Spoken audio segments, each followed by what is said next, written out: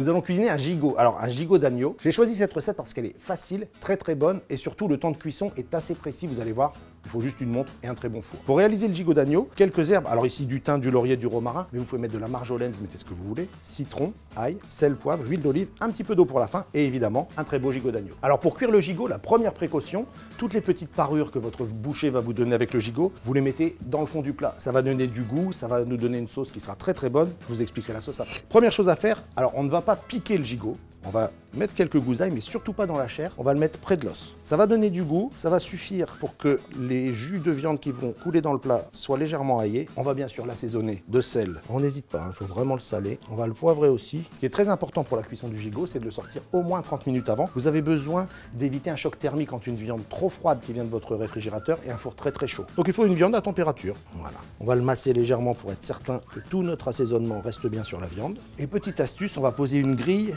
au-dessus du plat. On va cuire notre gigot au four et en fait aujourd'hui les fours sont des fours à air pulsé. La chaleur est brassée dans le four, donc ça va permettre que la chaleur passe tout autour de mon gigot, qu'il soit cuit de façon uniforme et qu'il soit très croustillant. On dépose ce gigot sur la grille. On peut éventuellement, pour le goût, lui ajouter un petit peu des herbes aromatiques qu'on a choisies. On en garde pour la sauce à la fin. Et on va ajouter un petit peu d'huile d'olive. Vous pouvez mettre du beurre si vous le préférez, mais moi j'aime bien l'huile d'olive sur le gigot. Quand j'ai fini cette étape, je vais enfourner mon gigot à 240 degrés pendant 10 minutes pour bien saisir l'extérieur, commencer à le colorer et je baisserai le four après 10 minutes. Mon gigot a été enfourné pendant 10 minutes à 240 degrés. Je viens de le sortir. On va juste faire une petite opération qui va être de récupérer l'huile d'olive et de reverser cette petite huile d'olive déjà parfumée sur mon gigot. J'ai baissé mon four à 220 degrés et maintenant je vais l'enfourner pendant une quarantaine de minutes environ. Ça y est, mon gigot est cuit.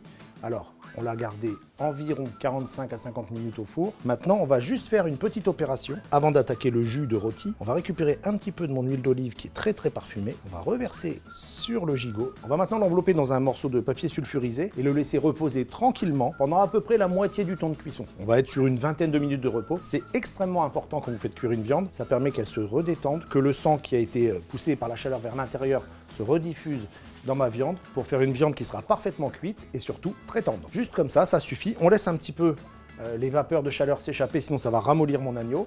Et maintenant, on va passer au jus de rôti. Ça y est, le gigot est cuit, il est reposé. Et là, on va faire le jus de rôti. Le jus de rôti, c'est pas très compliqué.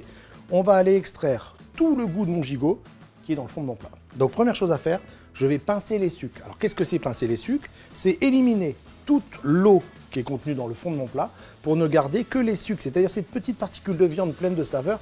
Vous savez quand vous faites sauter un steak, les petits morceaux marrons qui restent dans le fond de la poêle, ben c'est ça le suc. Voilà, les sucs sont pincés, j'ai évaporé l'humidité, il me reste un petit peu de gras. Alors le gras, ou vous le gardez ou vous l'éliminez, alors c'est quand même mieux d'en éliminer une partie. On va y ajouter maintenant le thym, le romarin et la gousse d'ail, mais alors très vite, voilà. Et maintenant, je vais ajouter l'eau froide. C'est l'eau froide qui va déglacer, c'est-à-dire qu'elle va récupérer tous les sucres et me donner ce jus d'agneau qui va aller avec mon rôti. Vous voyez, ça change immédiatement de couleur. On va laisser frémir ça une petite dizaine de minutes. Ça y est, mon jus de rôti est cuit. J'ajoute juste, alors quelques gouttes, terminé. Juste pour donner un peu de vivacité à mon jus de rôti. Maintenant, vous avez le choix. Vous le passez à travers une passoire très fine pour enlever tous les petits morceaux ou vous le laissez brut tel que. Là, c'est à vous de voir. Moi, je préfère le laisser brut. Ça y est, l'agneau est cuit, le jus de rôti est prêt. Maintenant, il ne reste plus qu'à déguster. Alors, cette recette va sans aucun doute être l'une des bestes des fêtes de Pâques. C'est traditionnel, l'agneau, mais c'est surtout que c'est la saison. On est aux périodes de Pâques, à la pleine période de l'agneau. C'est le moment où il faut l'acheter, c'est le moment où il est le meilleur. Et vous avez vu, c'est pas si compliqué à cuire. Parfois, le gigot d'agneau est un petit peu sec. Alors, il y a deux raisons. Soit c'est un animal qui est un petit peu âgé et il fallait pas le cuire de cette façon, mais ça, vous avez acheté, vous avez demandé à votre boucher le meilleur agneau possible. C'est sur la cuisson. Alors sur la cuisson, vous avez vu, un four très chaud pour bien saisir l'extérieur, puis on baisse le four pour poursuivre cette cuisson. Et le vrai secret de tout ça, c'est le temps d'attente. Sorti du four, je l'ai réservé avec un petit papier dessus pour le garder au chaud, mais surtout pour que la viande se repose, qu'elle se relaxe et qu'elle redevienne très tendre. Pour accompagner le gigot, alors bien sûr, traditionnellement, des haricots blancs, des flageolets, pommes de terre, les haricots verts, ça se marie très bien avec le gigot, mais on arrive sur le printemps. Alors vous allez voir votre maraîcher et vous lui demandez des petits légumes primeurs, vous les faites juste cuire dans un petit peu de beurre, plein de saveurs, plein de couleurs, vous allez vous régaler. Mamina, dis-moi comment on peut faire un gâteau au chocolat pour Pâques très simple. Eh ben, on va faire un gâteau avec un fond croustillant, D'accord. une mousse au chocolat. C'est tout. C'est tout. On Allez. mettra quelque chose autour pour que ce soit joli. Voilà, faut un petit peu d'élégance. On commence par le pailleté feuilletine. Voilà, donc on a chocolat au lait, chocolat blanc. Vous pouvez aussi utiliser du chocolat légèrement praliné. On va le faire fondre soit au bain-marie, soit au micro-ondes.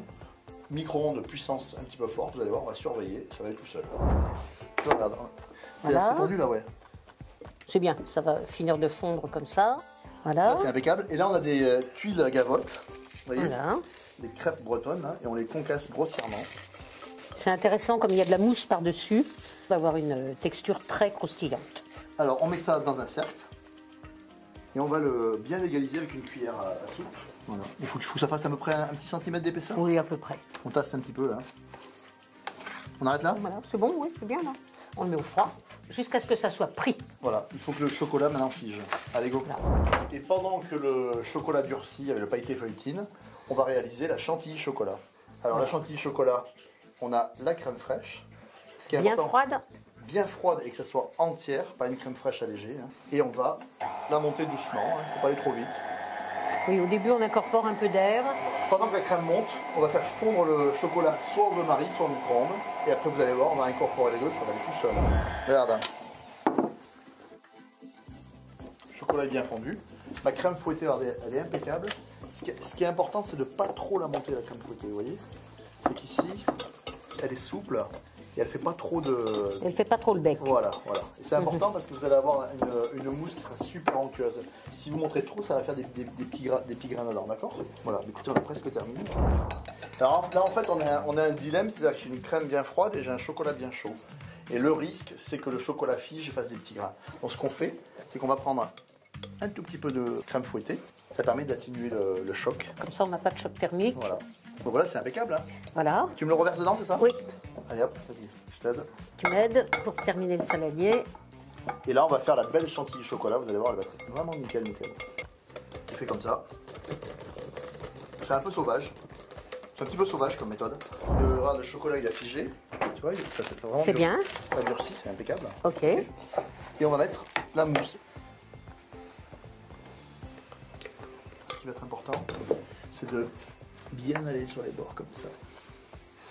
Pour qu'il n'y ait pas de trou. Pour qu'il n'y ait pas de trou, d'accord. Puis après, tout simplement, on va lisser. Hein. On sort une spatule, et tu vois, on va lisser. Et voilà, on lisse, tout simplement. Alors, soit 2-3 heures au réfrigérateur, minimum, pour que la mousse et le chocolat refige. Ou alors, on le met une petite heure au congélateur pour pouvoir bien le décercler. On a décerclé notre gâteau, et puis éventuellement, on a gardé un tout petit peu de mousse, mais tu vois, il ne faut pas la garder au frigo. Il faut qu'elle soit à température ambiante. Et on a retartine, mais généreusement autour. Et là, secret de Mamina, vous allez voir comment customiser notre gâteau. Voilà, on customise le gâteau. Tac, tac. Voilà, c'est terminé, c'est mignon comme effet. Hein. Voilà, comme ça. Et vous avez vu, ça en jette quand même. Alors, vas-y. Alors, on va mettre des œufs pour que ce soit un gâteau Pascal. Regardez ça. Il est pas mignon ce gâteau?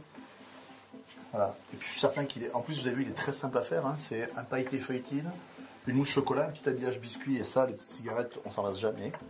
C'est bon, c'est à partager, à manger à la cuillère et avec les doigts. C'est Pâques, c'est la fête. À très bientôt. C'est Pâques, on va vous présenter le gâteau traditionnel alsacien.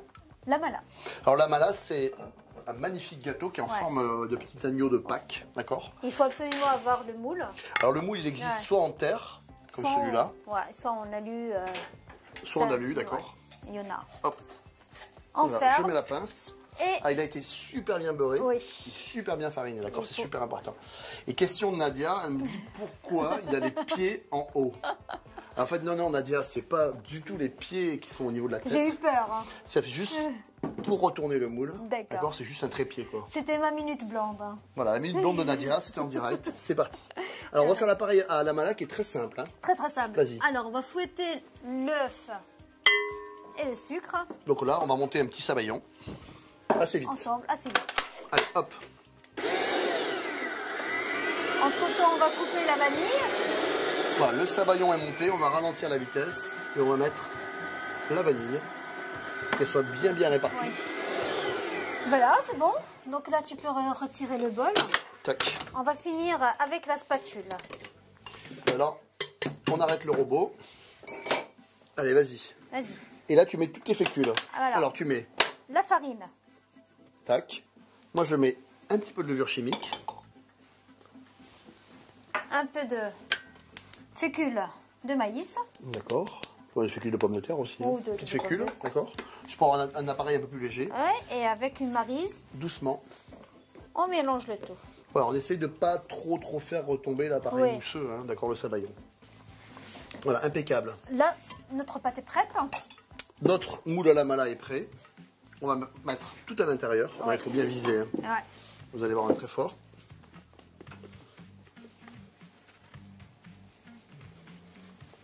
Là, il est garni, laissez une petite marge. 1 cm, c'est Ouais. bien. On a préchauffé notre four à 180 degrés. On va le cuire entre 30 Pas et 40 minutes. Ouais. Hein? Selon le mot. Allez, alors, le mieux, c'est de sonder la cuisson hein, Ouais. quand c'est cuit à cœur. Ok. La mala, refroidie. Allez, Doucement.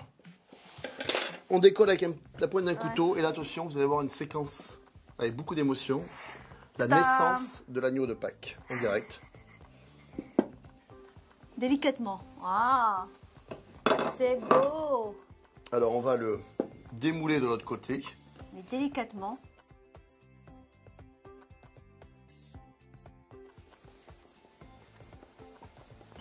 Le petit agneau Pascal là, qui vient de naître, on va le blanchir. Ouais. Et là, il faut quand même qu'il trouve... Un petit ruban. Voilà, on aura une petite clochette, on aura une petite clochette. Ouais. Non, mais tu peux le faire un petit peu plus serré. Hein. Tu vas l'étrangler, fais attention. Hein. Voilà. Et voilà. Bah, dis donc, tu l'as fait un nœud, j'espère qu'il va pas s'étrangler. Hein. Est-ce que c'est pas beau ça? Vous avez vu le petit lamala de Pâques? C'est mignon. N'hésitez pas à lui mettre un petit peu de sucre de glace pour qu'il soit heureux. Alors Partout, maintenant, même sur la table. c'est à vous. Abonnez-vous là et joyeuse Pâques. À bientôt. bientôt. Je sais pas comment on dit joyeuse Pâques en alsacien, mais ça y est quand même. À bientôt. À bientôt.